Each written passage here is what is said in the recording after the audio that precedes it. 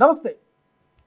గత నెల 22వ తారీఖున జమ్మూ కాశ్మీర్లో పెహల్గాంలో ఉగ్రవాద దాడి జరిగిన తర్వాత పాకిస్తాన్, భారత్ దేశాల మధ్య ఉద్రిక్త వాతావరణం కొనసాగుతోంది. ఒక విధంగా చెప్పాలంటే యుద్ధ వాతావరణం కొనసాగుతోంది. ఏ క్షణంలో ఏం జరుగుతుందో తెలియనటువంటి పరిస్థితి నెలకొంది. ఈ దాడికి తప్పకుండా భారత్ ప్రతీకారం తీర్చుకుంటుంది అనేటువంటి విషయం పాకిస్తాన్కి బాగా తెలుసు కాబట్టి పాకిస్తాన్లో రకరకాల వార్తలు వినిపిస్తున్నాయి. పాకిస్తాన్ ప్రైమ్ మినిస్టర్ ఆర్మీ హాస్పిటల్లో ఉన్నారు. మరోపక్క ఆర్మీ చీఫ్ అయినటువంటి ఆసిమ్ మునీర్ ఎక్కడున్నాడో తెలియట్లేదు, హీఈస్ మిస్సింగ్ ఇన్ యాక్షన్ అని చెప్పి రకరకాల కథనాలు వస్తున్నాయి. అక్కడ ఒక విధంగా గందరగోళం అనేటువంటి పరిస్థితి పాకిస్తాన్లో కనిపిస్తోంది. భారత్ ఇటువైపు నుంచి అటాక్ చేస్తుందని చెప్పి. మరోవైపు భారత్ కూడా ప్రధానమంత్రి గారు చాలా క్లియర్గా చెప్పారు, ఎస్, కలలో కూడా ఊహించిన విధంగా దెబ్బ కొడతాం, శిక్ష వేస్తాం తప్పు చేసిన వారిని అని చెప్పి చాలా స్పష్టంగా చెప్పారు. ఈ నేపథ్యంలో ఈ తరుణంలో భారత్ ఎలాంటి యాక్షన్ తీసుకోబోతోంది? ఫుల్ స్కేల్ వార్, పూర్తి స్థాయి యుద్ధానికి వెళుతుందా, లేదా పరిమిత యుద్ధం చేస్తుందా, లేదా ప్రస్తుతం ఏదైతే గత 5-6 రోజులుగా చేస్తోందో వాటర్ వార్, డిజిటల్ స్ట్రైక్ చేశారు, ఫైనాన్షియల్గా పాకిస్తాన్ని అష్టదిగ్బంధనం చేసేటువంటి ప్రయత్నం జరుగుతోంది. ఇవన్నీ కూడా జరుగుతున్నాయి. ఇదే వ్యూహాన్ని మరికొంతకాలం కొనసాగిస్తారా? పాకిస్తాన్ని కోలుకోలేని దెబ్బ కొట్టాలంటే భారత్ యాక్షన్ ప్లాన్ ఏ విధంగా ఉండాలి? ప్రధానమంత్రి మోదీ గారు, కేంద్ర ప్రభుత్వం ఏం చేసేటువంటి అవకాశం ఉంది? ఇదే అంశాన్ని గురించి దేశం మొత్తం కూడా చర్చించుకుంటుంది. ఈ అంశానికి సంబంధించి మనతో మాట్లాడడానికి అందుబాటులో ఉన్నారు డాక్టర్ జయప్రకాష్ నారాయణ గారు, లోక్సత్తా వ్యవస్థాపక అధ్యక్షులు. నమస్తే జయప్రకాష్ నారాయణ గారు, జేపీ గారు, నమస్తే.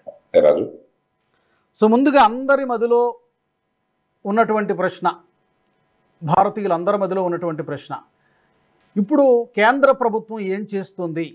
ఫుల్ స్కేల్ వార్ అనౌన్స్ చేసేస్తుందా? ఇజ్రాయెల్ హమాస్ మీద దాడి చేసినట్టు మొత్తం బొంబార్డింగ్ చేసేసి నేలమట్టం చేసేస్తుందా? చేయాలని చాలామంది కోరుకుంటున్నారు వాస్తవానికి. కానీ కేంద్ర ప్రభుత్వం ఆచితూచి అడుగులు వేస్తోంది. సో పరిమిత యుద్ధం చేస్తుందా, పూర్తి స్థాయి యుద్ధం చేస్తుందా, లేదంటే ప్రస్తుతం చేస్తున్నట్టుగా అన్ని విధాలుగా స్ట్రాటజికల్గా వ్యూహాత్మక యుద్ధం కొనసాగుతుందా? మీ ఇనీషియల్ రిమార్క్స్ సార్. రాజు, ముందుగా జరిగిన సంఘటన దారుణమైనటువంటిది. మన దేశంలో 140 కోట్ల మంది ప్రజల్ని కూడా హృదయాన్ని తాకింది. రెండోది, మన రాజకీయ వ్యవస్థ అద్భుతంగా స్పందించింది. ప్రభుత్వం అయితేనేమి, ప్రతిపక్ష పార్టీలు అయితేనేమి, ప్రధానమంత్రి నరేంద్ర మోదీ గారి దగ్గర నుంచి దేశ ఐక్యత, టెర్రరిస్టుల్ని మట్టుపెట్టడము, ప్రతీకార చర్య తీసుకోవటము, దేశ భద్రతని కాపాడటము, ఈ విషయంలో ఏమీ రాజకీయ అవకాశం లేకుండా చాలా స్పష్టంగా స్పందించారు. అన్నిటిని మించి భారతీయ సమాజం అద్భుతంగా స్పందించింది. పాకిస్తాన్ కానీ, లేకపోతే టెర్రరిస్ట్ వెనకాల అండదండలు ఇచ్చిన వాళ్ళు కానీ, టెర్రరిస్ట్ ముఠాలు కానీ, వాళ్ళ వ్యూహం ఏమిటి? హిందువుల్ని ప్రత్యేకంగా వేరు చేసి హిందువుల్ని మాత్రమే అక్కడ చంపి, ఇప్పుడే కుదుటబడి ఆర్థికంగా పెరిగి టూరిజం పెరుగుతున్నటువంటి కాశ్మీర్ సమాజాన్ని అల్లకల్లోలం చేయడంతో పాటు భారతదేశంలో అంతర్యుద్ధం సృష్టించాలి. మన దేశంలో మన ప్రజలే మతం పేరుతో మరో పేరుతోనో ఒకళ్ళొకళ్ళు కొట్టాడుకుని దేశం అంతా అల్లకల్లోలం కావాలి. అది వాళ్ళు కోరుకున్నారు. ఒక రకంగా ఇది కొవ్వొత్తి ఆరిపోయే ముందు బాగా ఎక్కువ వెలుగుతుంది. జమ్మూ కాశ్మీర్లో పట్టు తప్పిపోతోంది. గత 3-4 ఏళ్లలో టూరిజం రెట్టింపు పెరిగింది. గత సంవత్సరం 2,36,00,000 మంది టూరిస్టులు వెళ్ళారు. అంటే ఆ దేశ జమ్మూ కాశ్మీర్ జనాభాకి రెట్టింపు జనాభా టూరిస్టులే వెళ్ళారు అక్కడికి. మరి ప్రైవేటు పెట్టుబడులు ఇతోధికంగా వస్తున్నాయి. ఒక 70-80 వేల కోట్ల రూపాయల పెట్టుబడులు వస్తుంటే దానిలో 45% ప్రైవేట్ పెట్టుబడులు వస్తున్నాయి. ఇతర ప్రాంతాల నుంచి 370 అధికారులను తొలగించారు కాబట్టి వలసలు పెరుగుతున్నాయి. అది మనదనే భావంతో అక్కడ పూర్తిగా భారతదేశంలో అన్ని రకాలుగా కూడా విలీనం అయిపోతున్నది. మన దేశం అంతర్భాగం, కానీ ఇంటిగ్రేషన్ అని చెప్పండి, దేశ సమగ్రత మరింత పెరుగుతోంది. కాబట్టి పూర్తిగా జమ్మూ కాశ్మీర్ పరిస్థితిగా మాకు చేజారిపోతుంది, మాకు మాట్లాడడానికి అవకాశం లేదు చెప్పిన పరిస్థితుల్లో ఏదో ఒకటి చేయాలి అని దాష్టికాన్ని కూడా కట్టారు. అంతర్జాతీయంగా ప్రపంచ దృష్టిని ఆకర్షించాలి. అందులో అమెరికా ఉపాధ్యక్షుడు మన దేశంలో ఉన్న సమయంలో చేసినట్టుగా మరింతగా దృష్టిని ఆకర్షించే దేశంలో చేశారు. కానీ ఆ ఫలితం పారలేదు. జమ్మూ కాశ్మీర్లో ఉదాహరణకి 24 ఏప్రిల్ 2 రోజుల తర్వాత మర్నాడు ఎప్పుడు లేనట్టు కాశ్మీర్ చరిత్రలో ఎప్పుడు లేనట్టుగా ముస్లిం హిందూ అన్న తేడా. కాశ్మీర్ వ్యాలీలో ఉన్నంత ముస్లింలే, అక్కడ చాలా తక్కువ. జమ్మూలో ఉన్నారు హిందువులు కానీ కాశ్మీర్ వ్యాలీలో ముస్లిమ్స్ తప్ప హిందువులు చాలా తక్కువ ఉన్నారు. అయినా కూడా ముక్త కంఠంతో కాశ్మీర్ ప్రజానేకం ఈ టెర్రరిజం చర్యను నిరసించారు, వ్యతిరేకించారు. ఎందుకంటే ప్రస్తుతం ఉన్న పరిస్థితులు వాళ్ళ పిల్లల భవిష్యత్తుకి పునాదులు వేస్తున్నాయి. పరిస్థితి కుదిరిపడుతోంది. ఓ పక్కన స్వేచ్ఛ, మరో పక్కన శాంతి, మూడో పక్కన అభివృద్ధి, మూడు కనిపిస్తున్నాయి. ఇవి అందుబాటులో ఉన్నాయి. ఈ పరిస్థితుల్లో ఇది చేయడం ఎవరికీ నచ్చలేదు. ఓ పక్కన ఎన్నికల్లోనేమో కాశ్మీర్ ప్రజల పాత్ర పెరుగుతోంది. మీరు గమనిస్తే ఒకప్పుడు 5-10% ఓటేస్తే గొప్పగా ఉండేది. ఇప్పుడు అట్లా కాదు. ఎన్నికల్లో బాగా పాలు పంచుకుంటున్నారు. ప్రభుత్వాల్లో, స్థానిక ప్రభుత్వాల్లో కానీ రాష్ట్రంలో కానీ బాగా పాలు పంచుకుంటున్నారు. ఆర్థిక ప్రగతి పెరుగుతుంది, టూరిజం పెరుగుతోంది. జమ్మూ కాశ్మీర్ ఆర్థికాభివృద్ధి గత సంవత్సరం చూసినట్టయితే దేశ ఆర్థికాభివృద్ధి కంటే కొంచెం ఎక్కువ ఉన్నది. దేశం మొత్తం 6.5 అంటే జమ్మూ కాశ్మీర్ 7% పెరుగుతుంది. అన్ని రకాల భవిష్యత్తు బాగున్నది. ఈ నేపథ్యంలో ఏదో రకంగా గొడవ చేయకపోయినట్టయితే పూర్తిగా చేజారిపోతున్న ఉద్దేశంతో పాకిస్తాన్ చేశారు. కానీ జమ్మూ కాశ్మీర్ సమాజం కానీ భారతదేశం సమాజం కానీ దాన్ని పూర్తిగా తిప్పికొట్టింది. ఇప్పటికీ ఆ రకంగా విజయం సాధించాం. ఖచ్చితంగా మనం తీవ్రమైన చర్యలు తీసుకోవాలి దేశ భద్రతను కాపాడడానికి, టెర్రరిజం పట్టుపట్టడానికి. ఈ నేరం చేసిన వాడు కానీ నేరాన్ని ప్రోత్సహించిన వాడు కానీ వాళ్ళందరినీ కూడా పట్టుకుని శిక్షించడానికి ప్రధానమంత్రి గారు చెప్పినట్టుగా దానిలో అనుమానం లేదు. కానీ ఎప్పుడు, ఎక్కడ, ఎలా అన్నది ఆచితూచి వ్యూహాత్మకంగా వ్యవహరించాలి. కానీ కోపంతో, ఆగ్రహంతో ఊగిపోతూ కాదు. అమెరికా లాంటి దేశం కూడా అంత బలం ఉన్న దేశం, ఆర్థికంగా, సైనిక పరంగా అమెరికా బలాన్ని ఎవరో కాదనలేరు కదా. అలాంటి దేశం కూడా 2001లో ఆ ట్విన్ టవర్స్ను కూల్చేసిన తర్వాత, దారుణమైన ఘాతుక చర్య జరిగిన తర్వాత ఆగ్రహంతో స్పందించింది. ఆఫ్టర్ ఆల్ ఆఫ్ఘనిస్తాన్ చాలా చిన్న దేశం, చాలా బలహీనమైన దేశం. అమెరికా ఆక్రమించుకున్నది. కానీ చివరికి ఏమైంది? లక్షల కోట్ల డాలర్ల డబ్బు నష్టమైంది. వేలాది అమెరికన్ సైన్యం పోయారు. 10,000 మంది ఆఫ్ఘన్ ప్రజలు పోయారు. చివరికి మళ్ళీ ఆ తాలిబాన్కే కట్టబట్టాల్సి వచ్చి అమెరికా తిరిగి వెళ్ళిపోవాల్సి వచ్చింది. అలాగే ఇరాక్ కోపంతో దాడికి దిగారు, ముందు వెనక ఆలోచించకుండా. ఇరాక్ని గెలుచుకున్నారు, ఉపయోగమే ఉంది? చివరికి పరాభవంతో వెనక్కి వచ్చింది. కాబట్టి కోపంతో స్పందించకూడదు. అంతర్జాతీయ విషయాల్లో, టెర్రరిజం విషయాల్లో వ్యూహాత్మకంగా ఆచితూచి చాలా జాగ్రత్తగా ఆలోచించి, మనం చదరంగా వాడుతుంటే తర్వాత స్టెప్ ఏంటి, తర్వాత స్టెప్ 10 స్టెప్పులు ఆలోచించి వేస్తాం తప్ప ఆ పాటిని కోపంతో వేయకూడదు. ఖచ్చితంగా పాకిస్తాన్కి ఆర్థికంగా, దౌత్యపరంగా, రక్షణ పరంగా దీనివల్ల మాకు చాలా నష్టం ఉన్నది, లాభం లేదన్నటువంటి భయం కలగాలి. ఇప్పుడు ఏమవుతుందంటే పాకిస్తాన్ అంతర్గతంగా ఉన్న కలహాల వల్ల ఇమ్రాన్ ఖాన్ని జైల్లో పెట్టారు. ప్రజల్లో మెజారిటీ మద్దతు అనుకున్నది. ఎన్నికల్ని రిగ్గింగ్ చేశారు. ఆ ఆర్మీ అధిపతి ఆ మునీరు ఆర్మీ మీద కూడా పట్టు లేదు సరిగ్గాను. దేశంలో ప్రభుత్వానికి ప్రజల మీద పట్టు లేదు. ఈ నేపథ్యంలో మీకు గుర్తుండే ఉంటుంది, ఏప్రిల్ 16వ తారీఖున ఆర్మీ సైన్యాధిపతి ఆ మునీర్ తీవ్రమైన వ్యాఖ్యలు కొన్ని చేశాడు.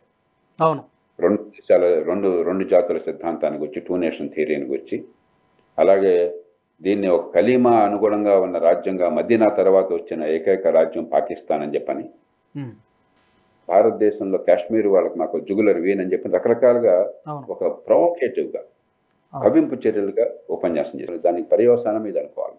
అసలు అట్లాగే ఏప్రిల్న పాకిస్తాన్లో రక్షణ మంత్రి కానీ, లేకపోతే విదేశాంగ మంత్రి కానీ ప్రెస్ కాన్ఫరెన్స్లో పహల్గాం దారుణమైనటువంటి చర్య తర్వాత వాళ్ళు మాట్లాడుతూ మళ్ళీ కవించే ధోరణి ప్రదర్శించారు. కాబట్టి వాళ్ళ వ్యూహం ఏంటంటే మన కవించేదో రకంగా కయ్యానికి దింపాలి.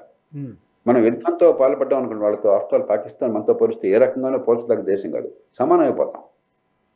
గత 10-15 ఏళ్ళుగా భారతదేశాన్ని, పాకిస్తాన్ని సమానంగా ప్రపంచ చోట్ల, పూర్వం ఎప్పుడు భారత్ పాకిస్తాన్ అనేవాళ్ళు, ఇప్పుడు అలా అంటలా. ఇప్పుడు చైనాతో సమోజ్జిగా చూస్తున్నారు, ఎదిగే దేశంగా చూస్తున్నారు. కాబట్టి మన ప్రతిష్టను కాపాడుకోవాలి, మన ఆర్థికాభివృద్ధిని కాపాడుకోవాలి, మన దేశంలో ఉన్న దేశ సమగ్రతని, సమాజంలో ఉన్నటువంటి ఈ అన్ని వర్గాల మధ్య ఉన్నటువంటి సమన్వయాన్ని కాపాడుకోవాలి. కాపాడుకుంటూ వ్యూహాత్మకంగా పాకిస్తాన్ని దెబ్బకొట్టాలి, టెర్రరిస్టులను దెబ్బకొట్టాలి. అంతేగాని యుద్ధానికి దిగటం అన్నది మనకు లాభం కంటే నష్టం చేస్తుంది. పాకిస్తాన్ అలాగే నిన్న మునిగిపోయింది, వాళ్ళకి నష్టమే లేదు.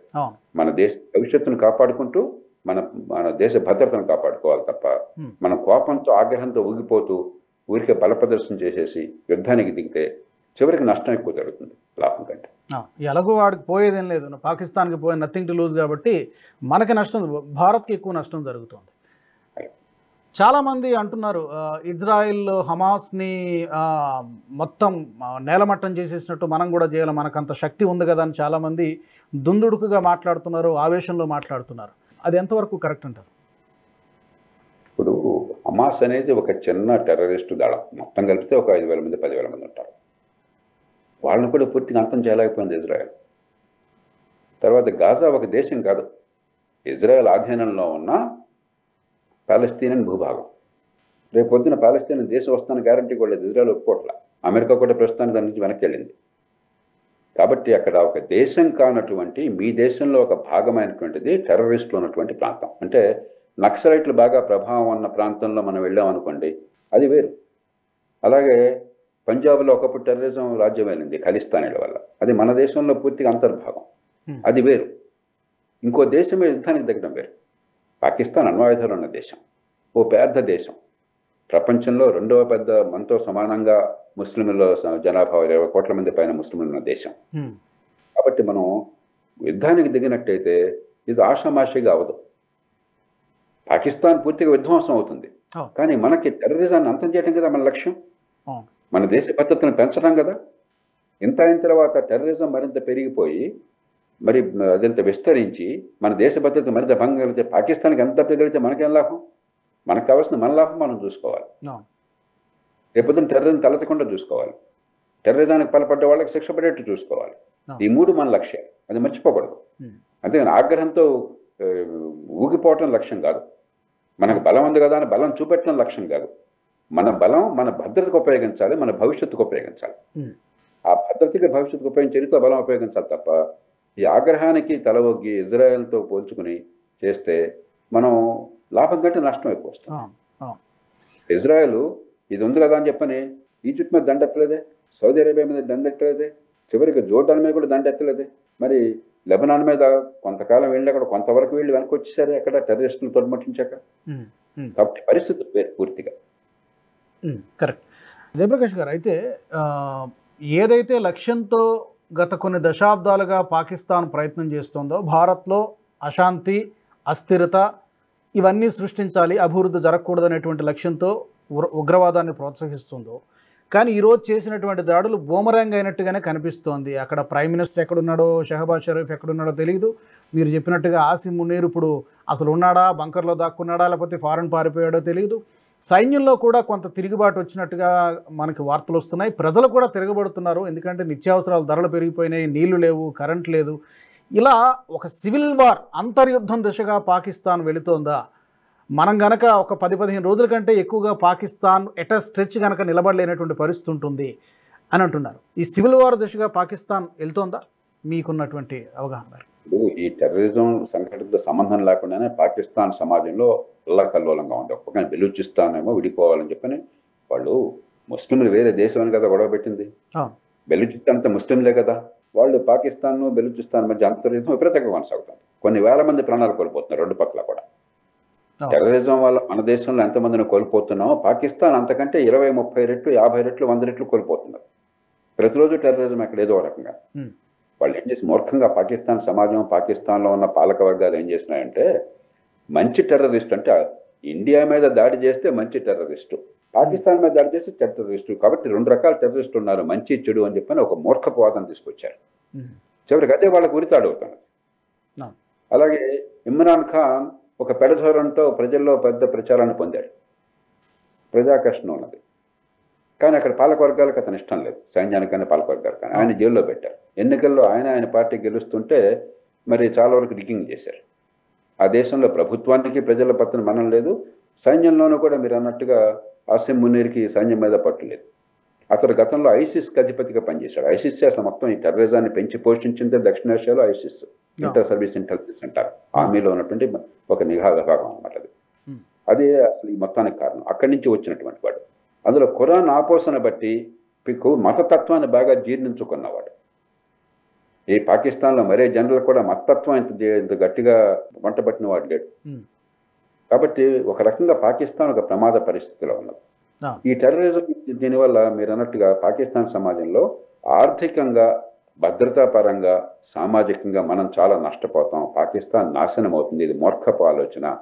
భారతదేశం ప్రగతి వైపుకి వెళుతుంటే, ఆదాయాలు పెంచుకుంటుంటే, ఉపాధి పెంచుకుంటుంటే, ఆర్థికాభివృద్ధిని సాధిస్తుంటే, మనం ఉన్న కొద్దికి అంతర్జాతీయ సమాజంలో నగుబాటు అవుతున్నాం.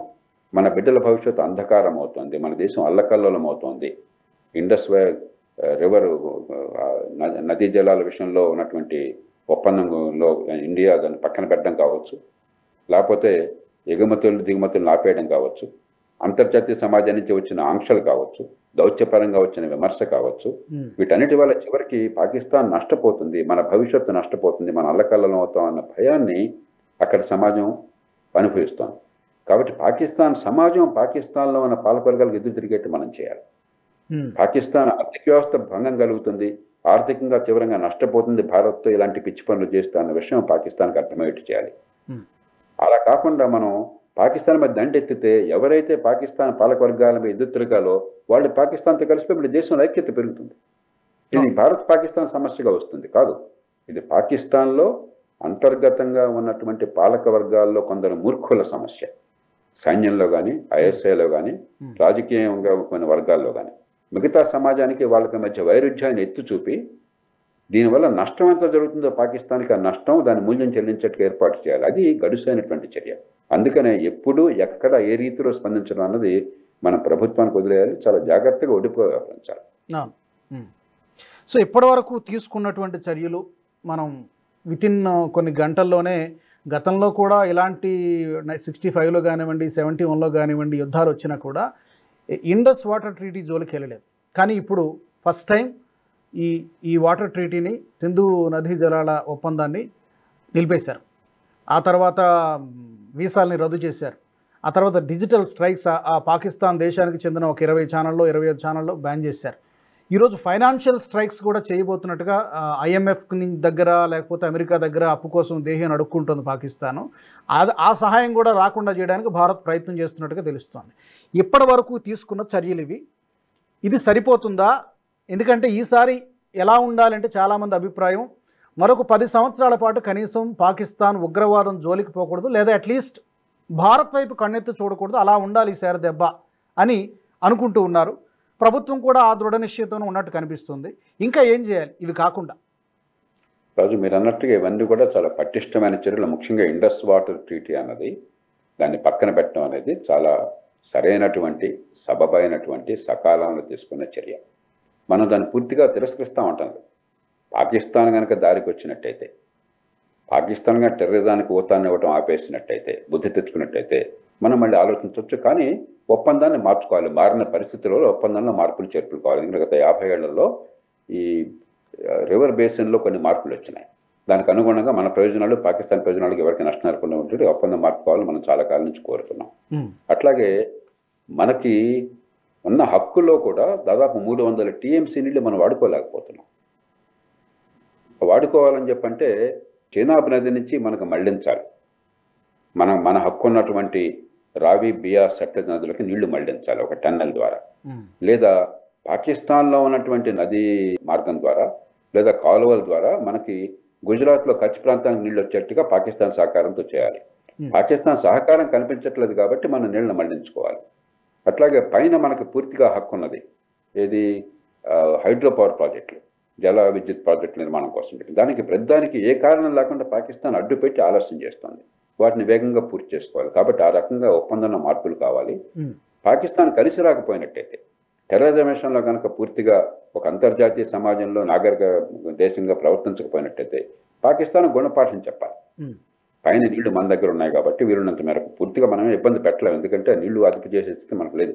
పర్వత ప్రాంతాల్లో 100 TMCల నీళ్లు నిల్వ చేసేటువంటి డ్యాములు కట్టడం సాధ్యం కాదు. కానీ ఉన్న మేరకు మనం మనకున్నటువంటి ఒడుపును ఉపయోగించుకోవాలి. అంచేత అది సరైనటువంటి చర్య. కానీ ఇవి చాలా వీటితో పాటు నిందాక చెప్పాను, అక్కడ టెర్రరిజాన్ని దెబ్బ కొట్టేట్టుగా ఎక్కడ, ఎప్పుడు, ఏ రీతిలో అన్నది మనం పూర్తిగా ఆలోచించి మనకున్న సమాచారం ప్రకారం, మనకున్నటువంటి పరిస్థితుల ప్రకారం చర్య తీసుకోవాలి. తీసుకుంటారు. ప్రభుత్వం ఒత్తిడి తీసుకోకూడదు. పడుతుంది దానికి 1 వారం పట్టచ్చు, నెల పట్టచ్చు, కొన్ని నెలలు పట్టచ్చు. ఒసామా బిన్ లాడెన్ వంటి వాడు భయంకరంగా ఘాతుక చర్యకు పాల్పడితే మరి 2001లో జరిగితే చివరికి అతను చంపింది ఎప్పుడు? 2011లో చంపారు. 10 ఏళ్ళే. పాకిస్తాన్లో ఉన్నాడు. ఎక్కడో మళ్ళీ పాకిస్తాన్లో ఉన్నాడు. పిండి పక్కన మళ్ళీ. దానికి అర్థమవుతుంది పాకిస్తాన్ టెర్రరిజానికి ఎంత ఊతం ఇచ్చిందో ప్రపంచ సమాజానికి అది పూర్తిగా తెలుసు. కానీ 10 ఏళ్ళు పట్టింది. అంచేత ఎంతకాలమైనా పట్టచ్చు, కానీ మర్చిపోం. ఖచ్చితంగా తుదకంటూ తీసుకెళ్తాం. మీరు ఏం చేసినా కూడా, ఎలాంటి దేశమైనా కూడా టెర్రరిజాన్ని ఒక్కరోజు అంతం కాదు. మనం దానికి సిద్ధపడి ఉండాలి. టెర్రరిజాన్ని ఎసిమెట్రిక్ వార్ఫేర్ అంటారు. అంటే ఇది సైన్యాల మధ్య జరిగే యుద్ధం కాదు. కాబట్టి ఒక సైన్యాన్ని ధ్వంసం చేయడంతో పోయేది కాదు. ఎవరో ఇద్దరు ముగ్గురు ముష్కర్లు ఉంటే చాలు, నేను ప్రాణం పోయినా పర్లేదని వాడు తలుచుకుంటే చాలు, వాడికి ఉన్మాదం సోకితే చాలు, మతం పేరుతోనో మరో పేరుతో ఉన్మాదం సోకితే చాలు, వాడు చాలా పెద్ద ఎత్తున ఇబ్బంది కలగజేయగలడు. ఉదాహరణకి యూరోప్లో ఈ అడపాదడపేం జరుగుతుంది, కారుని అక్కడ జనం ఉంటే ఏదో సెలబ్రేషను ఏదో పండుగ ఉత్సవం చేసుకుంటుంటే సంబరం చేసుకుంటుంటే కారుని వాళ్ళలోకి ఉన్మాదంగా పానిస్తున్నారు. 10 మంది చచ్చిపోతున్నారు. దాంట్లో పెద్ద గొప్ప చర్య ఏం లేదు. ఒక కారుని అడ్డదిడ్డంగా జనం ఉన్న చోటకి పోతే అప్పటి స్పీడ్కి వెళ్ళిపోతే చచ్చిపోతారు. టెర్రరిజం అది. అలాంటివి జరగదని చెప్పిన ప్రపంచంలో ఎక్కడ మనం గ్యారంటీలు ఇవ్వలేం. ప్రతి మనిషికి ఒక సైన్యం నిఘా పెట్టలేం. ప్రతి అడుగుకి ఒక సైనికుడిని పెట్టలేం. పోలీసు వాళ్ళు ప్రపంచంలో ఏ దేశంలోనే పెట్టలేం. కాబట్టి టెర్రరిజం అనేది ఎసిమెట్రిక్ వార్ఫేర్ కాబట్టి ఒక తరం కాలం పడుతుంది. చివరికి ఇస్లాం మతం వేరు, ఇస్లామిస్ట్ సిద్ధాంతం వేరు. ఆ ఇస్లామిస్ట్ ప్రభావం వల్ల టెర్రరిజం వస్తుంది. ఆ ఇస్లామిస్ట్ ప్రభావం పోవాలని చెప్పంటే ఇస్లామిక్ సమాజాల్లో మార్పు రావాలి. దానికోసం అంతర్జాతీయ సమాజం ఒత్తిడి తీసుకురావాలి. ఆ ప్రజలకి పాకిస్తాన్లో ప్రజలు ఎట్లాగైతే మేల్కొంటున్నారో, ఇప్పుడు నష్టపోతున్నామని తెచ్చుకుంటున్నారో ఆ ప్రజలకు అర్థం కావాలి, నష్టపోతుంది మనమే ఈ మూర్ఖత్వంలో పోతే అని చెప్పాను. దానికి కాలం పడుతుంది. ఈ లోపల మన భద్రత పెంచుకోవాలి. ఈ లోపల వాళ్ళకి అర్థమయ్యేట్టుగా, ఆ నష్టం అంటే అర్థమయ్యేట్టుగా మనం ఏర్పాట్లు చేయాలి. ఈ లోపల మనం నిఘా ఉంచుకోవాలి. మన దేశంలో ఐక్యతను కాపాడుకోవాలి. ఆర్థికంగా పెరగాలి. తేరిపార చూడలేనంతగా ఆర్థికంగా సైనికంగా పెరిగితే అప్పుడు భద్రత పెరుగుతుంది. కానీ అసలు ఒక్క సంఘటన కూడా జరగదు. ఏది జరిగినా మన వైఫల్యం అనుకుంటే మనం పొరపాటు. ఓకే. అయితే జేపీ గారు, చాలా దశాబ్దాల నుంచి ఉన్నటువంటి సమస్య పిఓజేకే, పాకిస్తాన్ ఆక్యుపైడ్ జమ్మూ కాశ్మీర్.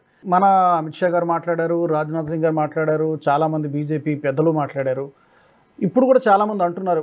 ఈ మధ్యన ఒక బ్రిటన్ ఎంపీ మేఘనాథ్ దేశాయ్ అనుకుంటా, ఆయన మాట్లాడారు, ఇది ఈ కశ్మీర్ సమస్యకి పరిష్కారం లభించాలంటే పిఓజేకేని భారత్ స్వాధీనం చేసుకోవాలి. ఆ సత్తా ఇప్పుడున్నటువంటి ప్రభుత్వానికి ఉంది.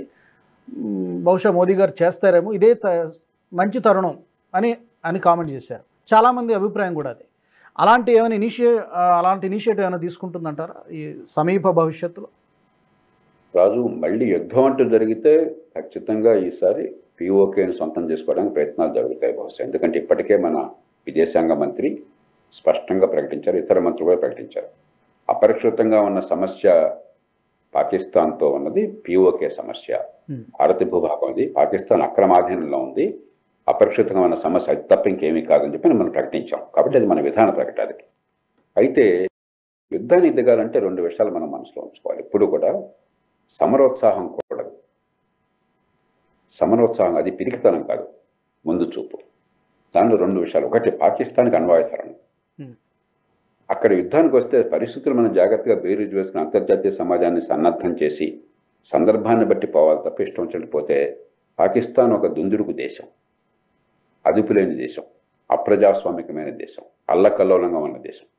ఆ పరిస్థితుల్లో సందర్భంలో సడమే అని చెప్పని అణుబాంబులు వేశారనుకోండి, ప్రపంచం అంతా అల్లకల్లోలం అవుతుంది. 2వ ప్రపంచ యుద్ధంలో హిరోషిమా నాగసాకిలో అణుబాంబులు వేశాక ప్రపంచంలో అణుబాంబుని అణ్వస్త్రాలను ఉపయోగించడం, అది ఉపయోగిస్తారన్న ఆలోచనే ప్రపంచానికి కలగజేస్తుంది. అప్పుడప్పుడు ఈ మధ్యకాలంలో పుటిన్ అంటున్నాడు, మేము గనక మా ప్రయోజనాలు పూర్తిగా దెబ్బతిన్నట్టయితే మేము ఎందుకు వాడకూడదు, మేము వాడతామని చెప్పంటే ప్రపంచం వణికిపోతుంది. అలాగే పాకిస్తాన్ తిన్న ప్రపంచం వణికిపోతుంది. అప్పుడు మన పక్క మిత్రులుగా ఉన్న ప్రపంచం, మనల్ని గౌరవిస్తున్న ప్రపంచం, మనల్ని సమర్థిస్తున్న ప్రపంచం మనం వ్యతిరేకిస్తుంది. కానీ ఏ కారణంగా ఆయుధాల ఉపయోగాన్ని ప్రపంచం ఒప్పుకోవట్లేదు. కాబట్టి దాన్ని మనం వేరు చేసుకోవాలి.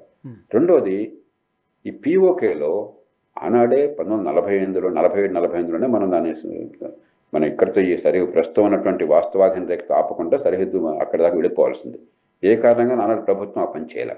ఇప్పుడు మధ్యలో ఏమైంది, కారాకోరం హైవే అని చెప్పని చైనా వాళ్ళకు ఉన్నటువంటి టిబెట్ నుంచి షింజియాంగ్ ప్రావిన్స్ దాకా కారాకోరం హైవే వేసుకున్నారు. కాబట్టి చైనాకు కూడా అక్కడ కొన్ని స్ట్రాటజిక్ ఇంట్రెస్ట్ ఉన్నాయి, వ్యూహాత్మకంగా వాళ్ళ అవసరాలు కొన్ని ఉన్నాయి. కాబట్టి చైనా ఈ అవకాశంగా తీసుకుని పాకిస్తాన్తో మనం కనుక యుద్ధానికి దిగితే, చైనా దాడి దిగిందనుకోండి, ఒక బలమైన శత్రువుతో, అమెరికాకి దీటుగా ఉన్న ఒక శత్రువుతో మనం దాడికి దిగాల్సి వస్తుంది. అది అవసరమా? లాభం ఏమిటి, నష్టం ఏమిటి అంచనా వేసుకోవాలి. ఈ 2 కీలకమైన అంశాలు.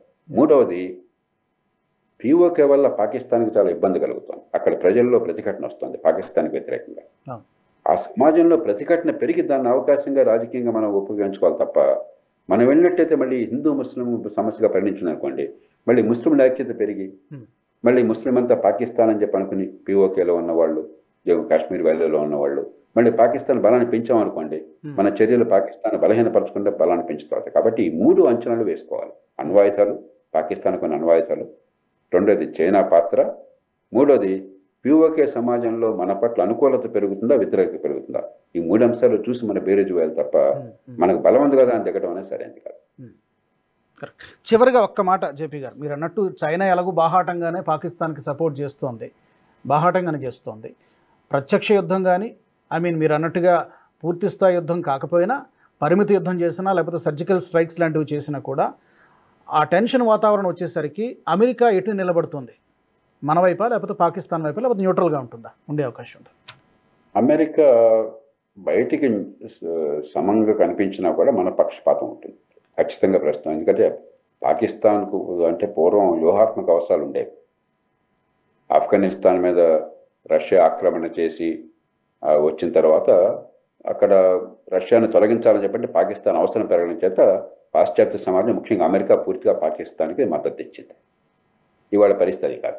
పాకిస్తాన్ పూర్తిగా చైనా పక్షాన ఉన్నది. పాకిస్తాన్ అల్లకల్లోలంగా ఉంది సమాజంలో. పాకిస్తాన్ టెర్రరిజానికి ఊతమిస్తున్నది. మన దేశం మీదే కాదు, ప్రపంచ టెర్రరిజానికి పాకిస్తాన్ ఒక కేంద్రంగా మిగిలిపోతుంది. ఈ కారణాల వల్ల పాకిస్తాన్ అంటే అమెరికాకి ఏమాత్రం మోజులేదు. కానీ అమెరికా ఎంతవరకు మద్దతు ఇస్తుందంటే మన చర్యల వల్ల అణ్వాయుధాల ఉపయోగం వచ్చేట్టయితే అమెరికా యుద్ధానికి వ్యతిరేకం, మనకు వ్యతిరేకించదు, కానీ యుద్ధానికి వ్యతిరేకించి ఎట్టి పరిస్థితులను 2 దేశాల మధ్య యుద్ధాన్ని ఆపేందుకు ప్రయత్నం చేస్తుంది. కాబట్టి అమెరికా మద్దతు మనకే మానసిక కానీ దౌత్యపరంగా కానీ రాజకీయంగా కానీ మద్దతు మనకి. కానీ యుద్ధం కనుక అణ్వాయుధాలకు వ్యాప్తికి దారి చేస్తే, అణ్వాయుధాల ఉపయోగానికి దారి తీస్తే అమెరికా సర్వశక్తులను ఉపయోగించి యుద్ధాన్ని ఆపడానికి ప్రయత్నం చేస్తుంది. ఓకే, చూద్దాం. జేపీ గారు, మీరు అన్నట్టుగా ఏదేమైనా సరే ఇప్పటి వరకు ప్రభుత్వం తీసుకుంటున్నటువంటి చర్యలు సమర్థనీయంగా కనిపిస్తున్నాయి. ఇక ముందు కూడా ఇదే వ్యూహాన్ని కొనసాగిస్తూ ఎప్పుడు ఎలా ఏ విధంగా పాకిస్తాన్ని దెబ్బ కొట్టాలో అలా దెబ్బ కొట్టాలని ఆశిద్దాం. ఈసారి కొట్టేటువంటి దెబ్బ పాకిస్తాన్కి ఒక చావు దెబ్బలాగానే ఉండాలి, చాలా గట్టిగా దెబ్బ తగలాలని చెప్పి ఉగ్రవాదాన్ని అంతమొందించడానికి ప్రయత్నం చేయాలి.